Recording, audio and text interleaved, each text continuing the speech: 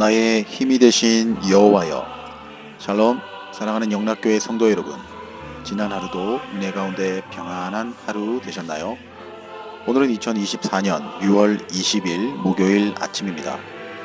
오늘도 변함없이 우리에게 허락하신 하나님의 말씀을 묵상하며 기도하는 아침 경건의 시간을 시작하겠습니다. 오늘 아침에 함께 부르실 찬송은 찬송가 545장 이 눈에 아무 증거 아니 배어도입니다. 다 함께 찬송하시겠습니다.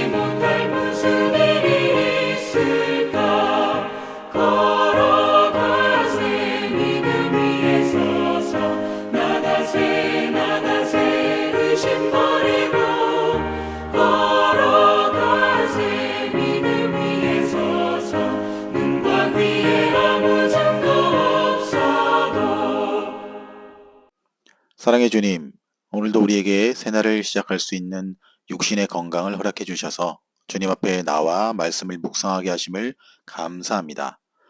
사도행전을 묵상하며 성령 하나님께 의지하여 우리 주님께서 맡겨주신 지상 대명령을 수행하는 그 사도들과 제자들의 귀한 그 행적들을 오늘 사는 우리 모두에게도 큰 은혜이며 도전이며 또한 그 일이 우리 모두에게도 동일하게 위임된 명령임을 믿습니다.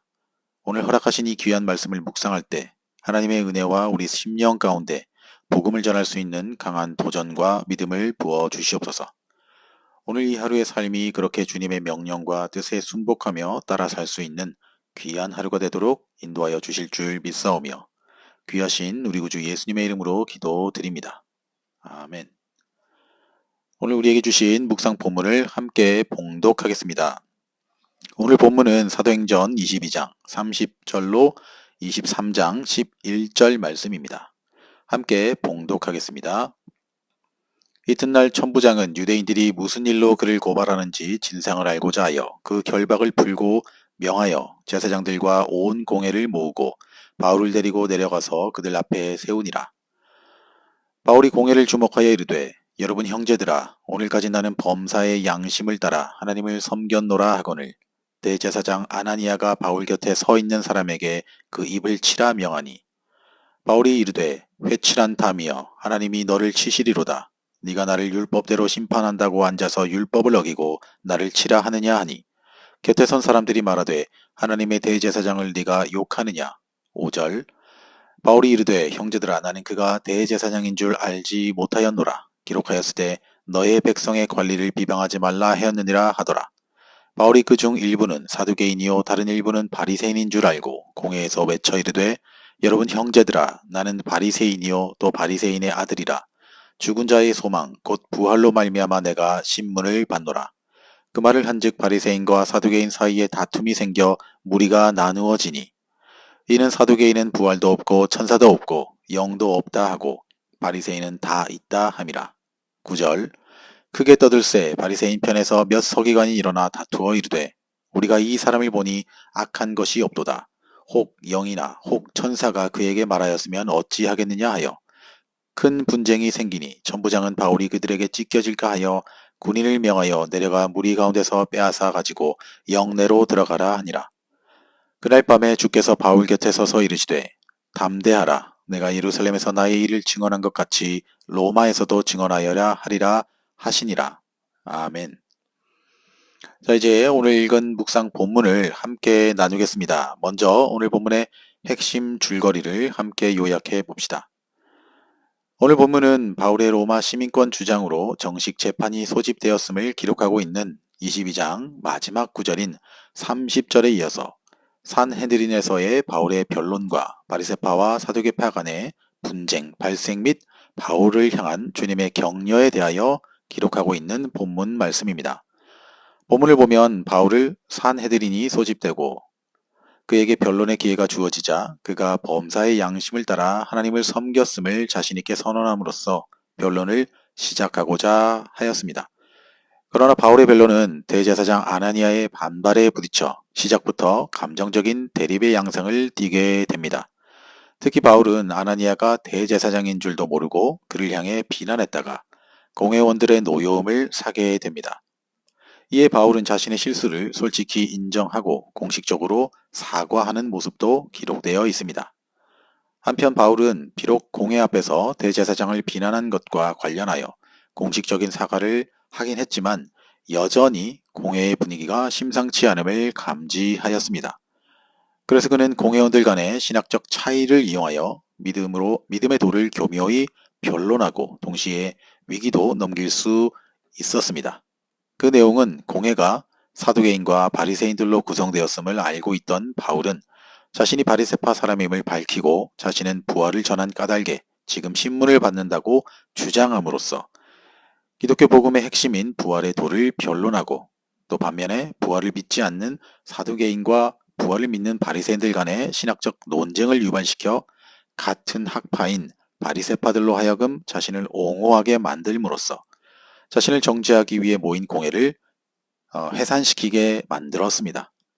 그리고 그날 밤 옥에 갇힌 바울에게 주님이 환상으로 나타나셔서 그를 격려하시고 로마에서도 동일하게 예수 그리스도의 복음을 변증해야 할 것에 대한 비전을 주시는 것으로 오늘 본문이 마무리됩니다.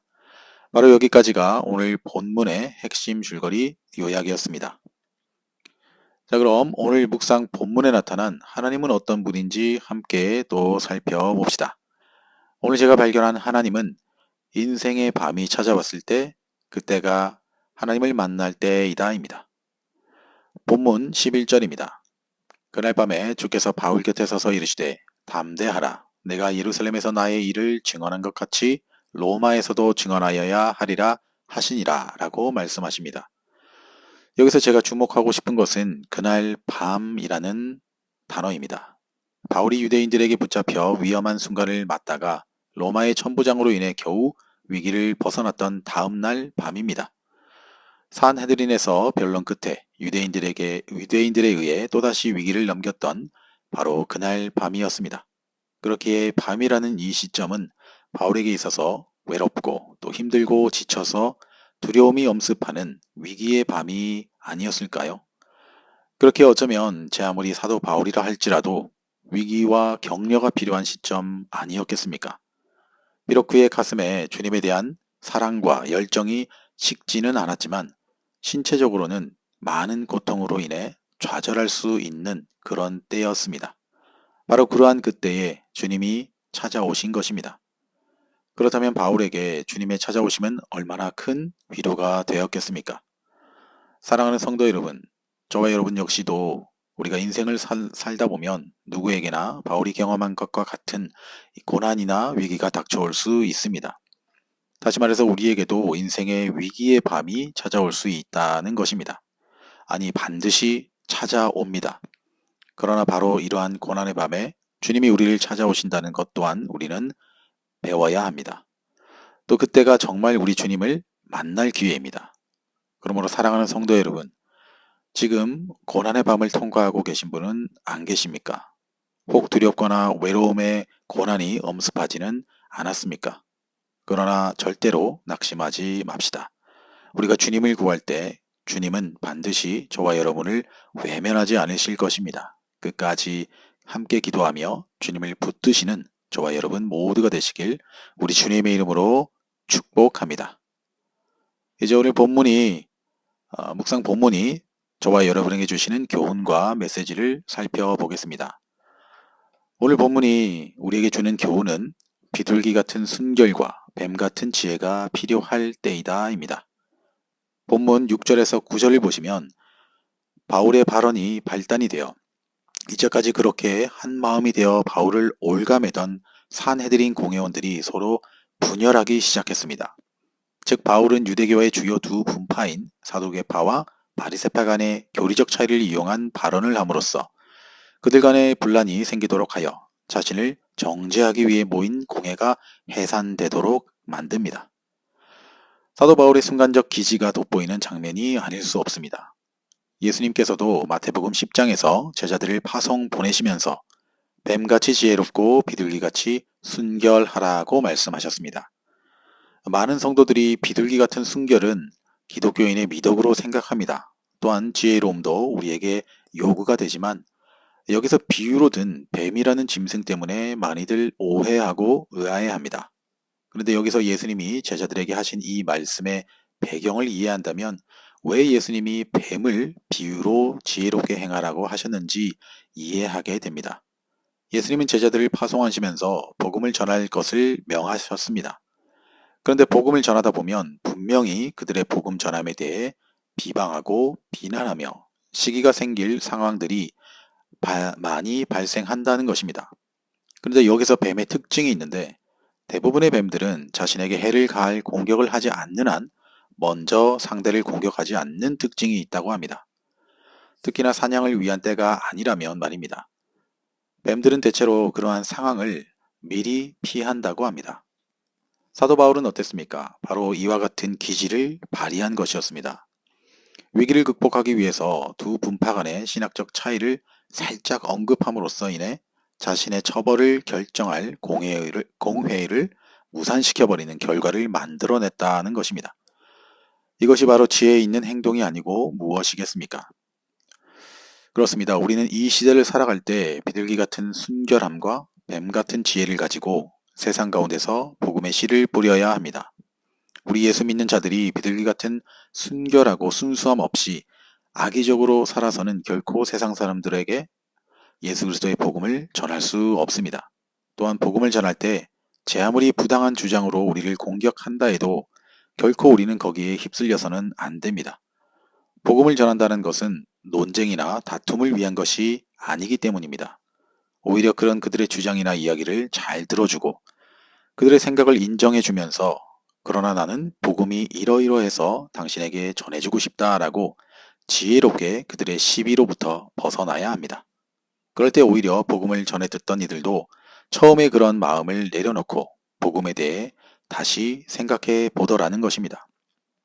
그러므로 사랑하는 성도 여러분, 저와 여러분 모두가 이처럼 복음을 향해 적대적인 시대 속에서도 바울 같은 비둘기 같은 순결함과 뱀처럼 지혜로움을 가지고 세상 가운데서 예수 그리스도의 복음을 전하며 살아가는 복된 성도님들이 다 되시길 우리 주님의 이름으로 다시 한번 축복합니다. 다 함께 기도하시겠습니다. 하나님 아버지, 오늘 이 아침에도 주님의 귀한 말씀, 또 은혜의 말씀을 듣게 하시고 깨닫게 하심을 감사드립니다. 이 하루하루의 삶과 한 주간의 삶 속에서 허락하신 말씀을 깊이 묵상하며 그 말씀 붙들고 살아가는 저희들의 복된 인생이 되도록 허락하여 주시옵소서. 이제는 우리 구주 예수 그리스도의 은혜와 하나님 아버지의 지극하신 사랑하심과 성령님의 감화감동 위로교통 충만케 하심이 고난이라는 인생의 밤이 찾아왔을 때 그때가 바로 주님을 깊이 만날 때라는 사실과 이 세상 속에서 비둘기 같은 순결함과 뱀처럼 지혜로운 마음으로 예수 그리스도의 복음을 전하며 살아가기를 다짐하며 아침 경건의 시간에 참여한 모든 성도들 머리 위에 이제로부터 영원토록 함께 없시기를 간절히 축원하옵나이다. 아멘. 자, 끝으로 오늘도 찬양이 연주되는 동안 몇 가지 기도 제목을 나누고 함께 기도합시다. 첫째로 오늘도 각자가 묵상한 말씀을 생각하시면서 기도합시다. 특별히 오늘 하나님께서 내게 깨닫게 하신 말씀 가운데 오늘 하루를 통해 실천하고 행할 수 있는 것은 무엇인지 잠잠히 생각하시면서 기도합시다. 둘째로 영락교회와 우리 성도님들을 위해 기도합시다. 하나님을 기뻐하며 말씀과 예배를 사모하는 성도들 되게 해달라고 기도하시고 또 육신이 연약한 우리 성도님들 그리고 연로하신 성도님들을 위해 기도하실 때 그들의 모든 영육의 건강이 회복되고 치유가 일어나게 해달라고 기도합시다. 끝으로 사랑하는 나의 가족 그리고 나 자신을 위해 또 고국에 계신 부모 형제를 위해 더불어 올 한 해 한 영혼이라도 가슴에 품고 복음 전하여 복음의 열매를 맺을 수 있도록 이를 위해서 우리 모두 찬양이 연주되는 동안 믿음과 소망의 마음을 담아서 함께 기도하시겠습니다.